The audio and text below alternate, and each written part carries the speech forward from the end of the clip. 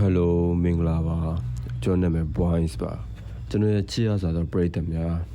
ဒီနေ့တနေ့တာအနားယူတဲ့အချိန်လေးမှာနားဆင်ဖို့ဒီနေ့ခေါင်းစဉ်လေးကအဖိနှိတ်ခံတွေရဲ့စိန်ခေါ်တဲ့စိန်ခေါ်မှုတစ်ခုကိုနားဆင်ပေးပါလူအဖွဲ့အစည်းတစ်ခုလုံးထဲမှာဖိနှိတ်ခံနေရတဲ့လူတွေရဲ့အတန်ပြသရတဲ့အကြောင်းအရာကရိုးရှင်းတယ်ရှိရင်စွဲအာဏာစနစ်လူမှုအစဉ်လာဒါမှမဟုတ်ရင်မတရားမှုတွေကိုစိန်ခေါ်တဲ့လုပ်ရတစ်ခုဖြစ်တယ်ဖိနှိတ်ခံရတယ်ဆိုတာကတော့လူမျိုးရေးခွဲခြားဆက်ဆံတာတွေလူဒန်းစားခွဲခြားဆက်ဆံတာတွေဒါမှမဟုတ်ရင်ကြောင်းမခွဲခြားဆက်ဆံတဲ့အမှုတွေဒါတွေအကုန်လုံးကနိုင်ငံရေးနယ်ပယ်ဒါမှမဟုတ်ရင်စီးပွားရေးနယ်ပယ်တွေထဲမတူညီတဲ့အချက်တွေနဲ့အနှိတ်ခံရတဲ့အမှုတွေကိုဆိုလိုတာဖိနှိတ်ခံအတန်တွေကြတော့ဖိနှိတ်ခံနေရတဲ့လူတွေရဲ့အတွေ့အကြုံပြီးရင်မျှော်လင့်ချက်တွေပြီးတော့တောင်းဆိုမှုတွေရင်းနှီးရလာတဲ့ခံစားချက်တွေကိုထုတ်ဖော်ပြကြတာ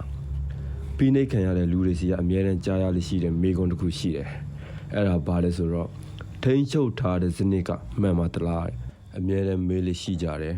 ပြည်သူတွေရဲ့အမြင်ကိုလှည့်လျူရှုထားတဲ့ပြဿနာတွေကိုမီးမောင်းထိုးပြတာတွေသူတို့ရဲ့အတိအမြင်နဲ့နားလည်မှုတွေကိုလှုပ်ဆော်တာတွေအာဏာရှင်စနစ်ဒါမှမဟုတ်ရင်လူအဖွဲ့အစည်းတိုင်းဝိုင်းတစ်ခုလုံးပြုပြင်ပြောင်းလဲမှုကိုဖြစ်စေဖို့ PR တွေပေးတာတမိုင်းအနေနဲ့ဥပမာပြောရရင် Martin Luther King Jr. ရဲ့သူ့ရဲ့စိတ်ကူးတစ်ခုရှိတယ်မေးခဲ့တဲ့မေးခွန်းတစ်ခုပဲအမေရိကန်နိုင်ငံရဲ့လူမျိုးရေးခွဲခြားဆက်ဆံမှုကိုစိန်ခေါ်ခဲ့တာလား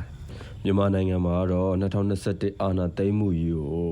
ငြိမ်းချမ်းစွာဆန္ဒပြပြီးတော့အာဏာရှင်စနစ်ကြီးကိုစိန်ခေါ်ခဲ့တာလွတ်လပ်မှုတရားမျှတမှုလူကုန်သိက္ခာတွေအတွက်ရုပ်ကံရာကအစလူဖွဲ့စည်းတစ်ခုလုံးကိုဒီထက်ပိုပြီးတော့တရားမျှတမှုရှိစေရင်လှုပ်ဆော်ပေးတဲ့လှုပ်ရှားမှုတွေပြည်သူလူထုရဲ့အတန်တွေဖြစ်လာတယ်စိန်ခေါ်မှုကြီးတစ်ခုဆိုတာကတော့ရှိပြီးသားလူဖွဲ့စည်းတစ်ခုကနေပြီးတော့တတ်မှတ်ထားတဲ့ဥပဒေရဲ့အုပ်ချုပ်မှုပုံစံရဲ့ကျင့်သုံးတဲ့စနစ်ရဲ့အဲ့ဒါတွေရဲ့အားနည်းချက်တွေအကုန်လုံးကိုတီးအောင်လို့ချပြတာပြောင်းလဲမှုကြီးတစ်ခုလုံးအတွက်လမ်းစာတစ်ခုအနေနဲ့လှုပ်ပြခဲ့ကြတာ